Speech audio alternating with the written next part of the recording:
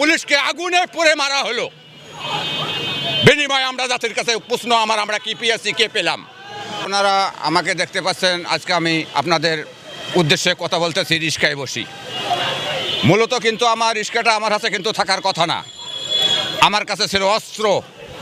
আমি এই স্বাধীন বাংলাদেশের মানচিত্র রক্ষা করার জন্য শপথ নিয়েছিলাম এবং সাধারণ মানুষকে রক্ষা করার জন্য শপথ নিয়েছিলাম।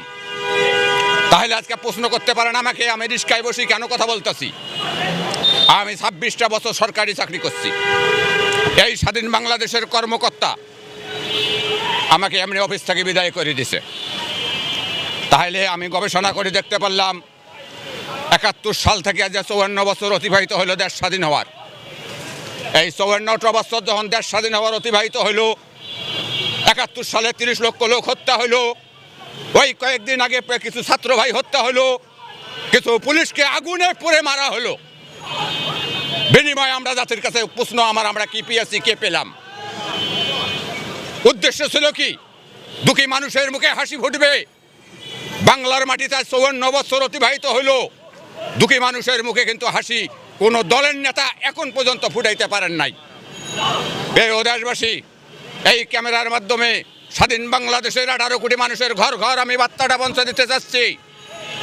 এই যে 71 সালের শহীদ আর কয়েকদিন আগে ছাত্র ভাইদের শহীদ, দুইটা শহীদ কিন্তু একটা সুতায় গাঁথা। এই কারণে বর্তমান সরকার প্রধান চেয়ারে বসে ক্ষমতা আমাদের দেখাশোনা করছেন, পুরোপুরি সে জাতিকে গড়িয়ে তোলার কাজে পুরোপুরি ব্যর্থতা তার। এই কারণে আমি বলছি, আমি একজন গণতান্ত্রিক দেশের নাগরিক হিসেবে এই দেশের মানুষের পাশে দাঁড়ানোর আমার কর্তব্য আছে। আমি স্বাধীন বাংলাদেশের 18 কোটি মানুষের পক্ষ থেকে আমার গণতান্ত্রিক অধিকারের জায়গা থেকে আজকে আমি জাতির উদ্দেশ্যে কথা বলছি। আজকে যখন 54 বছরটা পার হয়ে গেছে, কোন দল যখন জাতির দুঃখী মানুষের মুখে হাসি ফুটাইতে পারে নাই, এই কারণে আপনাদের ক্যামেরার মাধ্যমে আমি সরকার প্রধানের উদ্দেশ্যে কঠোর বার্তা প্রদান করছি। সরকার প্রধানের উচিত হবে সে পদত্যাগ করবেন, আমার কাছে 90 দিনের জন্য ক্ষমতা হস্তান্তর করবেন। এই বাংলার মাটিতে আমি 90 দিনের মধ্যে প্রত্যেকটা দুঃখী মানুষের ঘর ঘর 5 লক্ষ করে টাকা আমি দিতে পারবো।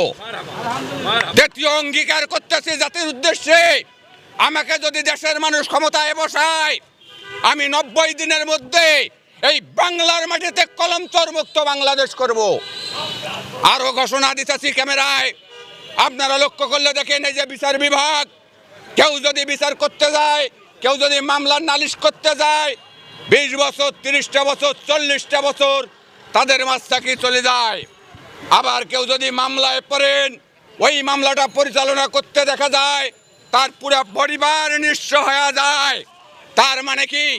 তার মানে আইন সময় মতো কাউকে রক্ষা করতে পারছে না, এখানে সঠিক নেতৃত্বের অভাব। এই কারণে আমি বলছি, ক্যামেরার মাধ্যমে স্বাধীন বাংলাদেশের 18 কোটি মানুষ 71 সালের মতো আবারও গর্জন দিয়ে জেগে উঠতে হবে।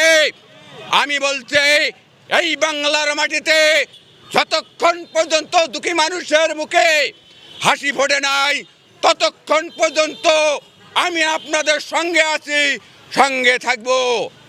আপনাদের ক্যামেরার মাধ্যমে স্বাধীন বাংলাদেশের সকল বাহিনীর সৈনিক ভাইদের উদ্দেশ্যে প্রার্থনা করছে, আপনারা সকল বাহিনীর সৈনিক অস্ত্র নিয়ে রেডি থাকবেন। যে কোনো মুহূর্তে যদি আমার ডাক আসে, আমার ডাকে আপনারা সাড়া দিবেন। কেননা দুঃখী মানুষ বাঁচাইতে হবে। দুঃখী মানুষ বর্তমান তাদের এক মুষ্টি অন্নর জন্য তারা এক মুষ্টি অন্নর যুদ্ধ করতেছে, তারা অন্ন যোগান দিতে পারছে না। বড় বড় লোক অনেক কথা বলে, ক্ষমতায় প্রতিশ্রুতি নেয়, ক্ষমতায় আসে, লাস্টে দেখা যায় দুঃখী মানুষের ধারের কাছে তারা নাই। আমি কয়েকদিন আগে লক্ষ্য করলাম, একজন রিস্কাওয়ালা মারা গেল। স্বাধীন দেশে 10টা টাকা চাঁদা তুলে এই লাশ যাপন করা হয় বাংলার মাটিতে। এটা চলতে দেওয়া যায় না, মেনে নেওয়া যায় না। এই কারণে বলছে, আমি যদি সরকার প্রধানের 90 দিনের ক্ষমতা পাই, স্বাধীন বাংলাদেশের 18 কোটি মানুষ ক্যালকুলেটর টিপিয়ে দেখবেন আজকে 54 বছর কিভাবে দেশ পরিচালনা করছে। আর আমি 90 দিনে জাতিকে কি উপহার দিতে পারছি। সর্বশেষ বার্তাটা, স্বাধীন বাংলাদেশের 18 কোটি মানুষের ঘর ঘর আপনারা আমার জন্য সুপারিশ করবেন, আমি যাতে সরকার প্রধানের দায়িত্ব পালন করতে পারি। স্বাধীন বাংলাদেশের 18 কোটি মানুষ যে যেখানে আছেন ভালো থাকবেন, নিরাপদে থাকবেন, সুস্থ থাকবেন। আপনি যে জায়গাটা হাত দিচ্ছেন এটা আমি জাতিকে বোঝার জন্য বলছি। আজকে যদি আমি 26টা বছর চাকরি করি, আমার যদি জীবন জীবিকা নিরাপদ না থাকে, তাহলে সাধারণ মানুষ কোন পর্যায়ে আছে সেটা বিচার করার জন্য তাদেরকে আমি বলছি।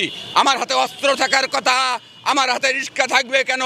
তার মানে স্বাধীন বাংলাদেশের মাটিতে এই যে কলম চোর, এই কলম চোরের বীজ দাগ না ভেঙে ফেলা পর্যন্ত আমিও নিরাপদ নাই।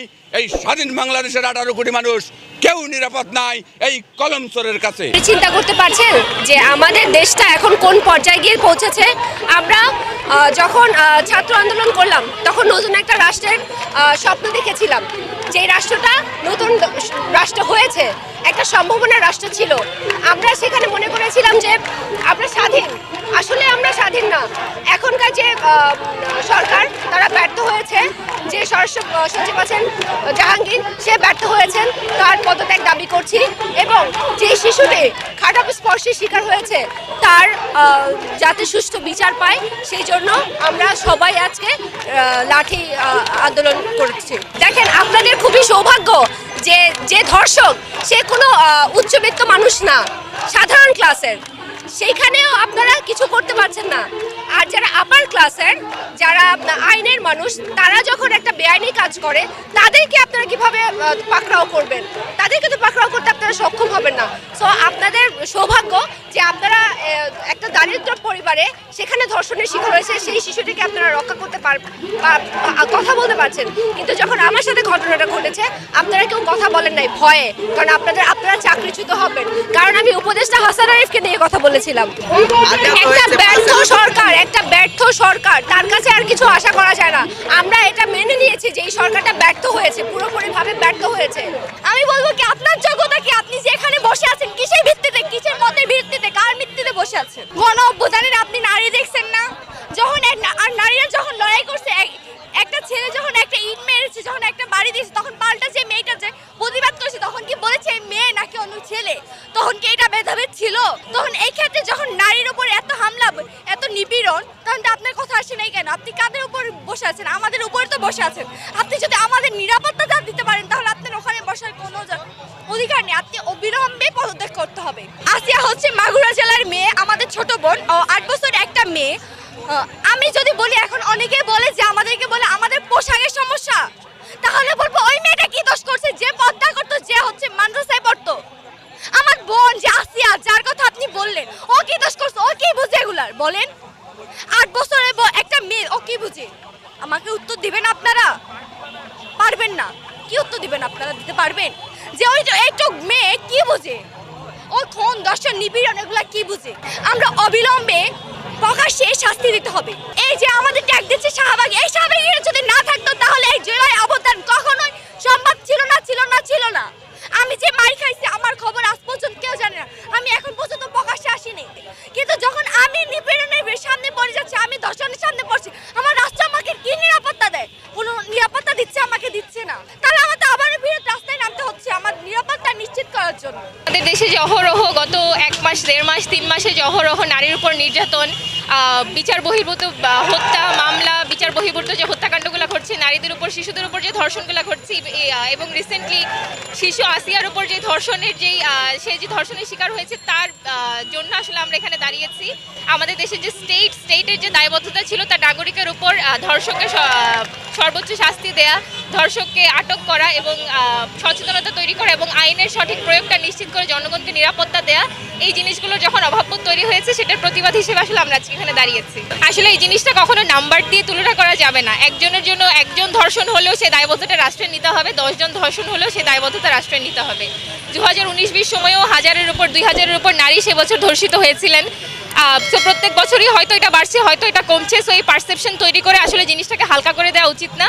যদি একটা ধর্ষণও হয় সেই দায়বদ্ধতা রাষ্ট্রের নিতে হবে এবং সেটার বিচার আসলে সবচেয়ে দ্রুত নিশ্চিত করতে হবে। এটার দায় অবশ্যই রাষ্ট্রের, এটার দায় স্বরাষ্ট্রমন্ত্রীর, এটার দায় আইনমন্ত্রীর। তারা যে সংস্কারের কথা বলেছেন, যে সংস্কারের কথা বলে আসলে তারা যেখানে আছেন সেই সংস্কারটা আসলে আমরা দেখতে পাইনি। আমাদের বিচার এবং আইন, ধর্ষণের বিরুদ্ধে আইন এখনও পেনাল কোডের আইনেই চলছে। কোনো দ্রুত বিচার ট্রাইব্যুনাল বা কোনো কিছু আমরা এখনও দেখতে পাচ্ছি না। ধর্ষণ নিয়ে অনেক ধরনের ট্যাবু এখন আমাদের আইনে আছে, এটাও কোনোভাবে এক্সপ্যান্ড করা হচ্ছে না। আমাদের আজকের এই আন্দোলনের দাবির মধ্যে এই দাবিগুলো ইনক্লুড করা আছে। সো এই জিনিসগুলো আসলে পরিবর্তন করতে হবে, সংস্কার আনতে হবে। যত দ্রুত সম্ভব বিচার কার্যক্রম করতে হবে। এটা শুধু আমি আসিয়ার